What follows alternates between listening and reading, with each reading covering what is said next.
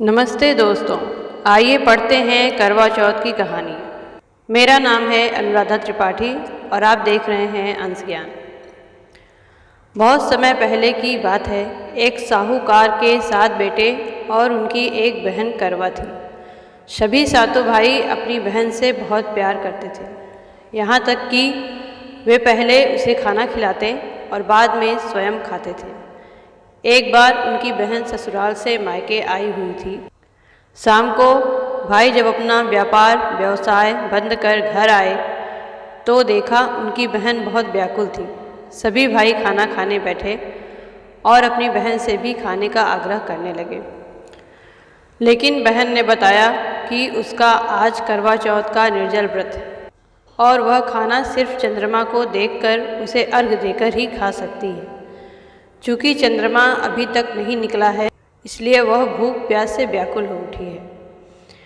सबसे छोटे भाई को अपनी बहन की हालत देखी नहीं जाती और वह दूर पीपल के पेड़ पर एक दीपक जलाकर चलनी की ओट में रख देता है। दूर से देखने पर वह ऐसा प्रतीत होता है कि जैसे चतुर्थी का चाँद उदित हो रहा हो।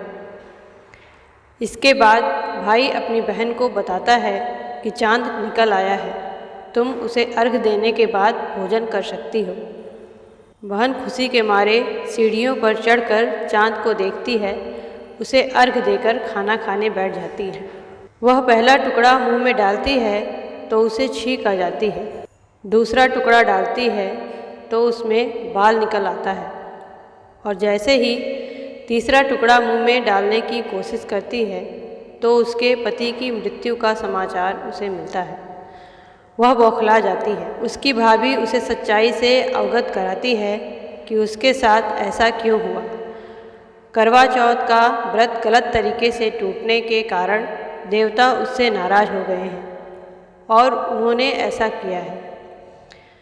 सच्चाई जानने के बाद करवा निश्चय करती है कि वह अपने पति का अंतिम संस्कार नहीं होने देगी और अपने सतीत्व से उन्हें पुनर्जीवन दिलाकर ही रहेगी।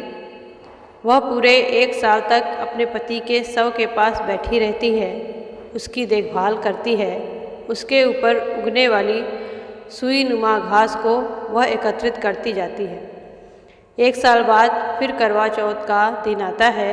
उसकी सभी भाभियाँ करवा चौथ का व्रत रखती हैं। जब भाभियाँ उससे आशीर्वाद लेने आती हैं तो वह प्रत्येक भाभी से यम सुई ले लो, पिय सुई दे दो, मुझे भी अपनी जैसी सुहागिन बना दो, ऐसा आग्रह करती है। लेकिन हर बार भाभी उसे अगली भाभी से आग्रह करने का कहकर चली जाती है।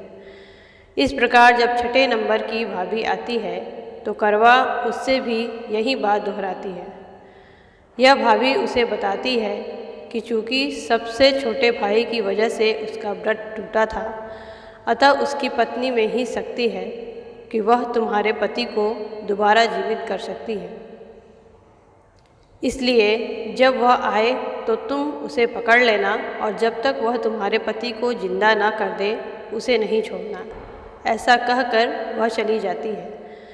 सबसे अंत में छोटी भाभी आती है। करवा उनसे भी सुहागिन बनने का आग्रह करती है, लेकिन वह टाल मटोली करने लगती है। इसे देख करवा उन्हें जोर से पकड़ लेती है और अपने सुहाग को जिंदा करने के लिए कहती है। भाभी उससे छुड़ाने के लिए नोचती है, खसोटती है, लेकिन करवा नहीं छोड़ती है। अंत में उसकी तपस्या को देखकर भाभी पसीज जाती है और अपनी छोटी उंगली को चीरकर उसमें से अमृत उसके पति के मुंह में डाल देती है। करवा का पति तुरंत श्री गणेश कहता हुआ उठ बैठता है। इस प्रकार प्रभु कृपा से उसकी छोटी भाभी के माध्यम से करवा को अपना सुहाग वापस मिल जाता है। हे श्री गणेश माँ गौरी, जिस प्रकार करवा को चिर सुहागन का वरदान आपसे मिला है, वैसे ही सभी सुहागिनों को मिले।